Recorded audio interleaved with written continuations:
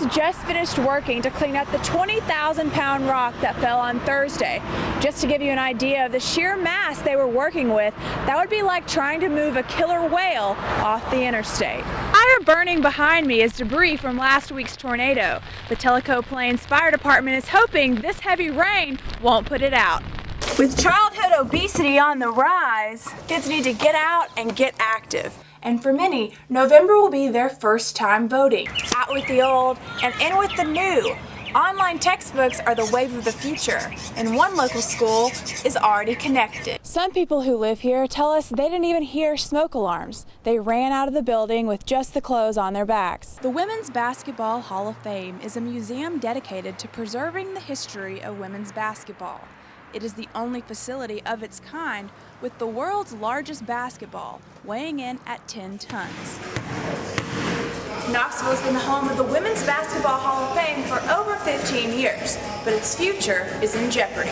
Knox County Mayor Tim Burchett says the building isn't something the government should run. Taxpayers pay $150,000 each year to maintain the building, so the county has put it up for sale. Dana Hart is the vice president and general manager of the Hall of Fame.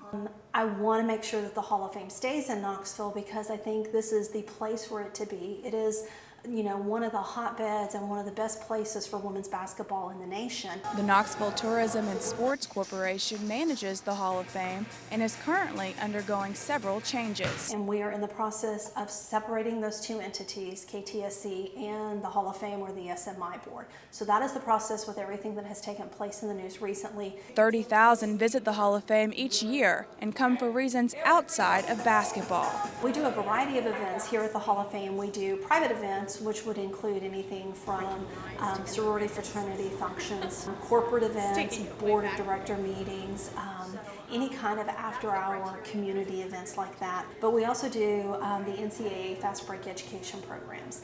And those are programs from kindergarten through 5th grade that fit into the Tennessee State curriculum. We did a timeline lesson that fit in with the timeline of women's basketball and the timeline of history. There are many Lady Vols that have earned a spot in the Hall and have helped make Knoxville its home. The University of Tennessee is a great asset to the Hall of Fame because we are neighbors and so closely related.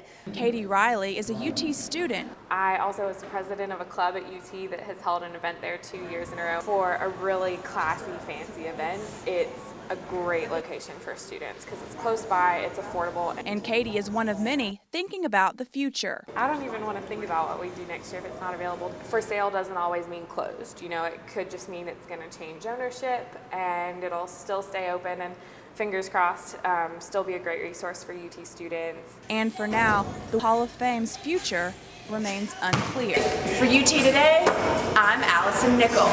Morgan Hill Sorority Village has been on the minds of University of Tennessee sorority women for over 10 years. And after 1 year of construction, it's hard to believe the finish line for some is only a few short weeks away. Emily Parker is the local housing liaison between Alpha Chi Omega National Sorority and the university. Her goal? To get this house built. So close. I'm very excited. I've been living this project daily for the last 10 years. Seeing the construction start was very surreal last year. Right now, these halls are empty. But soon, 52 women will live here, and 100 more will enjoy common areas like this. We have sheetrock up in the interior walls, the tile is in the bathroom, so it's very exciting to see this progress. If all goes according to plan, construction will finish by the end of the month, fully furnished by early summer, and ready for move-in day in August. But this is a village, 14 houses, 1 Panhellenic building, and a place to call home for hundreds. What a great experience we're going to be able to provide for our collegiate women to live in a sorority house.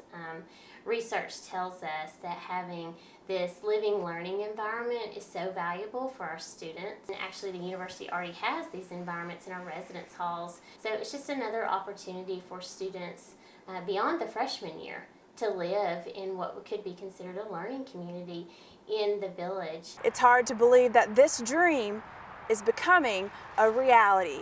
For UT Today, I'm Alison Nickle. Hello Knoxville, thanks for joining us on UT Today. I'm Alison Nickle.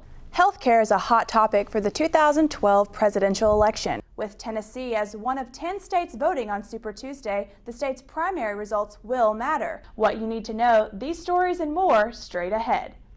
There's one question on most Lady Vol fans' minds. Was this Pat Summitt's last season? Many universities in the U.S. bring in a lot of international students, and several of these students are involved in athletics. Knoxvillians are comfortable traveling down Kingston Pike without thinking about how fast they are driving. More and more states nationwide are considering bills that would allow guns on college campuses. If you're a Star Wars fan, you'll want to hear this. Coming up on UT Today, the Vols host the MTSU Blue Raiders tomorrow at 4 p.m. Plus, one UT athlete is training for the Olympics. We'll tell you who next. There has been no word from George Zimmerman, the neighborhood watchman who fatally shot Martin. His legal advisor says he is currently in hiding for his own safety.